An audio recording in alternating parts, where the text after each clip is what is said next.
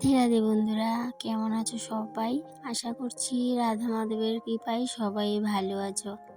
গিনিশালা রান্নাঘর ব্লগস থেকে আমি রূপা তোমাদের সবাইকে আবারও অনেক অনেক ভালোবাসা ও ওয়েলকাম জানিয়ে আজকের সকালটা শুরু করলাম। সকাল সকাল রান্নাবান্নাটা করে নিতে পারলে ভীষণই ভালো, তবে প্রত্যেক দিন সকাল সকাল রান্নাবান্নাটা আমি করতে পারি না। তবে হ্যাঁ, এই কটা দিন ধরে সকাল সকালে কিন্তু রান্নাবান্না করে নিতে হচ্ছে, যেহেতু ছেলে স্কুলে বেরিয়ে যায় 10টার মধ্যে।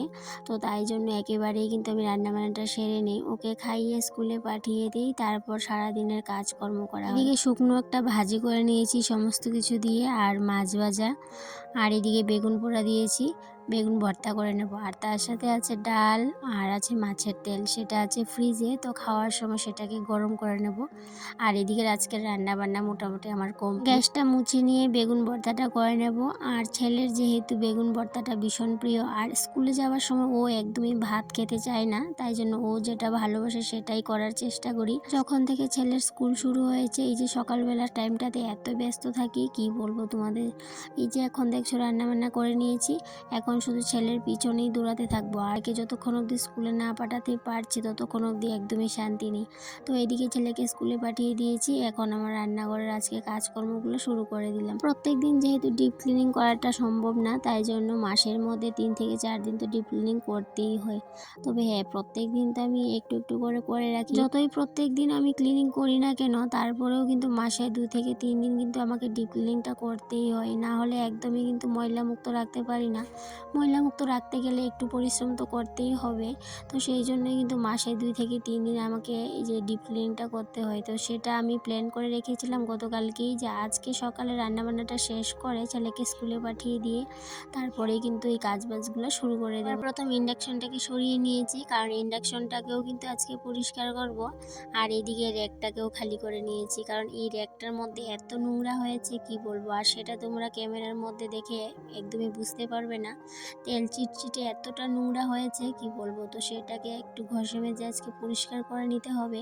মাঝে মধ্যেই ঘরের যা কিছু আছে সেগুলোকে কিন্তু পরিষ্কার করতেই হয়, তো সেগুলো সাজিয়ে গুছিয়ে রেখে দিলে চলে না, সেগুলোকে কিন্তু দেখে শুনে খেয়াল করে পরিষ্কার পরিচ্ছন্ন করতেই হয়। তবে হ্যাঁ, মডুলার কিচেন হলে হয়তো বা কিচেন চিমনি থাকতো, অতটা তেলকালি হতো না, কিন্তু যেহেতু এটা আমার ইন্ডাকশনের সাথেই থাকে এই র্যাকটা, আর সেটার মধ্যে যখনই তেল রান্নাবান্না করি তেলের ছিটে ফুটা পড়ে, আর তখনই কিন্তু তেল চিটচিটে একটা ভাব হয়ে থাকে। এটাই খেয়াল করছিলাম যে কোন কোন জিনিসগুলো বেশি নোংরা হয়েছে, তো যেগুলো বেশি নোংরা হয়েছে সেগুলোকে কিন্তু আজকে পরিষ্কার করে নেব। আর এদিকে আমার এই টেবিলের নিচটাও অনেকটাই নোংরা হয়েছে, টেবিলের নিচে এত নোংরা হয়েছে সেগুলোকে ক্যামেরার মধ্যে দেখাতেও না আমার ভীষণ লজ্জা লাগছিল, তারপরও দেখিয়েছি। তো দেখাচ্ছি, কারণ এই টেবিলের নিচে এতটা নোংরা হওয়ার কারণটা হচ্ছে, যেহেতু আমাদের ঘরটা মাটির উপরে ফ্লোরম্যাট পাতানো, আর এই মাটিগুলো বৃষ্টির জলে ধুয়ে সরে গেছে। এই যে টিনের যে বেড়াটা আছে, বেড়ার সাইডের অংশের যে মাটিগুলো ছিল সেই মাটিগুলো ধসে পড়ে গেছে বৃষ্টির জলে। আর ধসে পড়ার একটাই কারণ আমাদের এই ঘরের সাইডে আরেকটা বিল্ডিং আছে, সেই বিল্ডিংটা যেহেতু ছাদের, আর এই ছাদের সমস্ত জল আমাদের এই ঘরের এই সাইডে এসে পড়ে। জলটা পড়ার কারণে সমস্ত মাটি এখান থেকে সরে গেছে, আর মাটিটা যেহেতু সরে গেছে তাই জন্য ফ্লোর ম্যাটটা দেখো এদিকে পুরো একদম নিচের দিকে চলে যাচ্ছে, আর এদিকে পুরো খালি হয়ে গেছে। তো এই জায়গাটাতে আবার বৃষ্টির জল কি করে জানি ঘরে ঢুকে যায়, তো তাই জন্য একটু নোংরা হয়ে থাকে। তো মাঝে মধ্যে পরিষ্কার করি, তবে টেবিলটা সরিয়ে আর পরিষ্কার করা হতো না, তো তাই জন্যই বলতে পারো আজকে কোমর বেঁধে সারাদিনের জন্য রান্নাঘরে কাজে লেগে পড়লাম। আমার টিনের রান্নাঘরটাকে সবসময় তো পরিষ্কার পরিচ্ছন্ন রাখি, গুছিয়ে গাছিয়ে রাখি, কিন্তু এই সাইডটাতে যদি নোংরা হয়ে থাকে নিজেরই ভালো লাগবে না।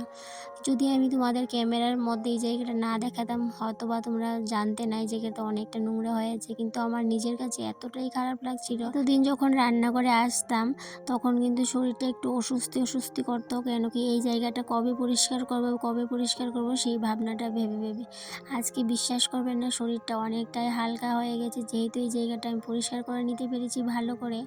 আর এইদিকে টেবিলটা রাখতে এখন আমার ভীষণ ভয় করে, কারণ এই সাইডের মাটিটা যেহেতু পড়ে গেছে, তো টেবিলটা আমি বুঝতে পারছি না এইদিকে রাখবো কি না। তাই জন্য আজকে ভাবলাম টেবিলের মধ্যে যখন জিনিসগুলো আগের মতো গুছিয়ে রাখবো, তখন কটা জিনিস এখান থেকে কমিয়ে নেব, কেন কি টেবিলটা যদি বেশি ভার হয়ে যায় তাহলে বুঝতেই পারছো মাটিগুলো আরও ধসে পড়ে যাবে। টেবিলের র্যাকটাকেও মুছে নিয়েছি, ফ্রিজটাকেও মুছলাম, টেবিলের নিজ তো মুছলাম, আমি তোমাদের সাথে শেয়ার করলামই। তারপর ঘরদোর পুরো পরিষ্কার করে এদিকে সোজা চলে আসলাম বাইরে, কারণ বাসন আসে কয়েকটা, সেগুলোকে ধুতে হবে। আর এদিকে আমি এই প্লাস্টিকের র্যাকটাকেও কিন্তু এখন ভালো করে ঘষে মেজে পরিষ্কার করে নেব।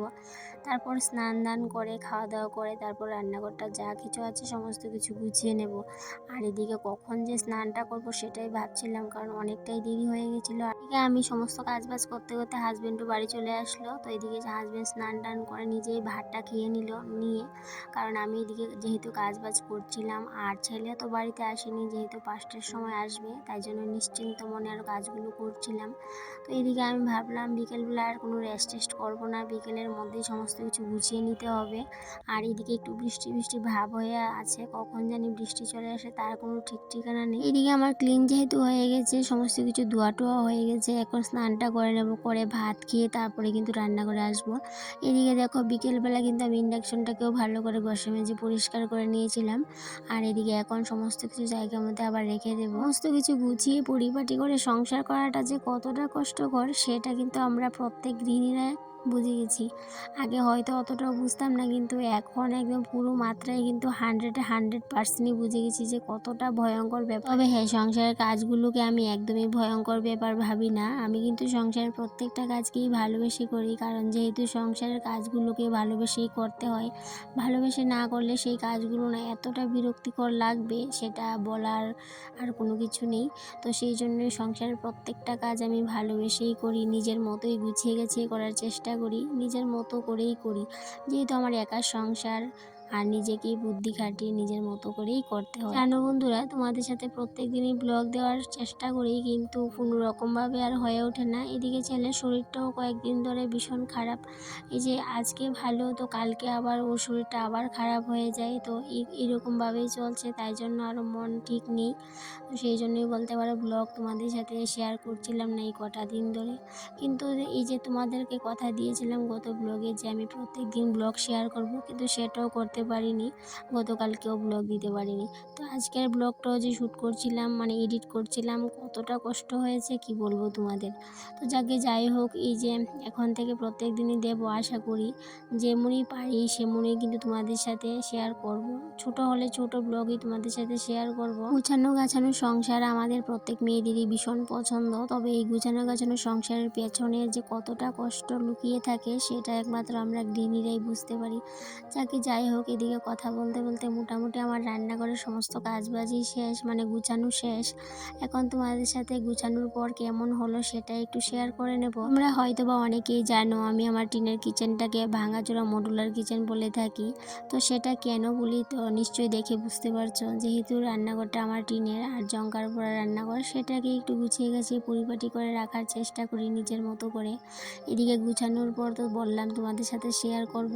দেখো এদিকে গুছিয়ে নিয়েছি। তবে থেকে ইচ্ছে রান্নাঘরের জন্য এমন একটা জিনিস আনবো যেটা আমার শখের জিনিস, আর সেই শখের জিনিসটা মনের কোণে লুকিয়ে রেখেছি, সেটাকে কারোর সাথে শেয়ার করিনি। তবে হ্যাঁ, শখ তো থাকতেই হয়, টাকা পয়সা না থাকলেও শখ থাকতেই হয়। তো সেই জন্য আমারও কিন্তু মনের মধ্যে একটা শখ আছে, যেটা তোমাদের সাথে শেয়ার করিনি। যে শখটা কি, যখনই শখটা পূরণ করতে পারবো তখনই তোমাদের সাথে একেবারে শেয়ার করে নেব। তো সেই জন্য আর তোমাদের সাথে এই কথাটা শেয়ার করলাম না যে আমার শখের জিনিসটা কি। মাঝে মধ্যে মনের কথাগুলো তোমাদের সাথে একটু একটু শেয়ার করতে পারলে অনেকটাই ভালো লাগে, যেমন আজকে একটা করে নিয়েছি। তো যে এদিকে দেখো তোমাদের সাথে কথা বলতে বলতে আমার বিকেলের কাজগুলো কমপ্লিট হয়ে গেছে। তো আজকে বন্ধুরা এখান থেকেই তোমাদের কাছ থেকে বিদায় নিয়ে নেব। তো আবার দেখা হবে তোমাদের সাথে পরবর্তী কোনো একটা ব্লগে। ততক্ষণে তোমরা ভালো থেকো, সুস্থ থেকো, আর এইভাবেই আমার পাশে থেকো। তাহলে বন্ধুরা আজকে আসি, টাটা।